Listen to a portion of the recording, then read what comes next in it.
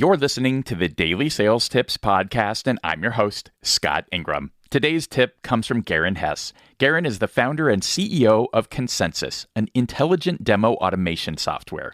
Consensus helps sales engineering teams use interactive video demos to scale productivity by reducing wasted time doing repetitive, unqualified demos so they can do more of what they do best, solution consulting. Here he is.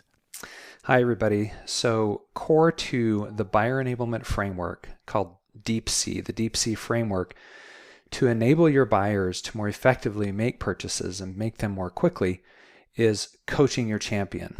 So the framework is basically discover, engage, equip, personalize, and coach. And throughout the entire process, you are coaching the buyer because you know the process, the buying process, way better than your buyer does. Counter to what you might think, you need to own the buying process. And strangely enough, your buyer owns the selling. Why? Because they have to go and sell to all the other stakeholders that get involved. Recent research from Gartner says that there were up to 13 to 14 buyers in IT purchases, for example. That's a lot of stakeholders that have to get involved, and the buyers probably don't even realize what personas they are and when they need to get engaged and so on. But as the buying coach, you do, because you've led many buyers through this process before. So my tip today is about how to coach effectively. So a little framework for coaching that I like to use, which is recommend, commit, and then facilitate. So too often, sales reps or sales engineers, they'll make a recommendation, but they don't do the commitment. They'll say, hey, I really think that it would be helpful if you did X, Y, or Z. And even worse, actually, sometimes you hear the sales rep say, Mr. Buyer or Mrs. Buyer, what do you think is the best step? Where do you want to go next with this? Well, the buyer has no idea.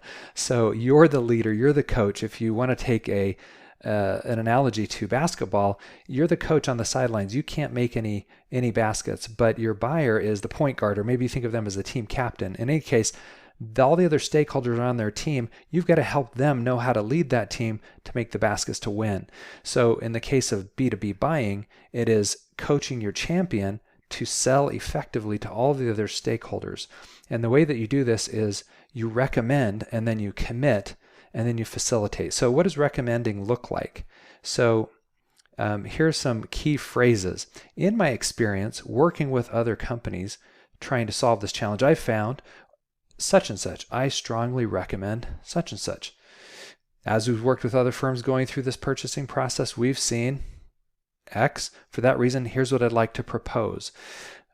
Too many salespeople are passive and don't make strong recommendations. Buyers want leadership. They want to be led.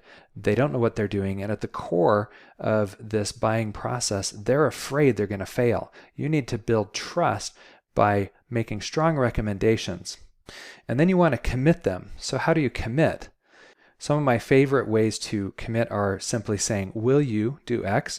Would you be willing to do? That's probably my favorite one because it feels a little bit more gentle, but it's still direct. Would you be willing to take this collateral to your boss? Would you be willing to take this special deck I've put together and share it with your boss? Would you be willing to take this interactive video demo and share it with your peers or your counterparts in marketing or sales or wherever it might be, wherever these other stakeholders reside? One little side note is, how do you know if you have a good champion? Well, if you recommend and invite them to commit and they do commit, well, and they don't follow through, you don't have a good champion. And I could give a separate tip on that.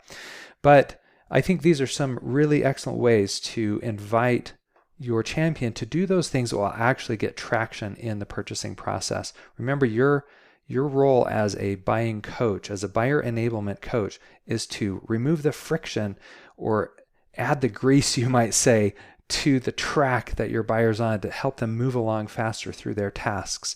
If you do that, everything is going to be easier. A couple of other things to mention are, what do you do when the buyer doesn't commit? So let's say you say, would you be willing to do this take this next step and they say, I don't think so, or they hesitate. Well, then you want to ask additional questions. Could you tell me more about that? What would it take to be able to get that done? Why don't you think that's the most effective course of action right now? Right? I think this is the moment of truth when you're asking the buyer to do something, because if they're willing to do it, you're going to get traction. If they're not, then you get more information. Either way, it's a win. So remember to recommend, commit, invite them to commit, and then you need to facilitate helping them do it. And if they're not willing to, then you try to resolve their concerns by asking all these extra questions to understand what's really going on, and it helps you get to the bottom of things. For links to connect with Garin, Consensus, and his new book on Amazon, Selling is Hard, Buying is Harder, just click over to DailySales.Tips/931. Once you've done that, be sure to come back tomorrow for another great sales tip. Thanks for listening.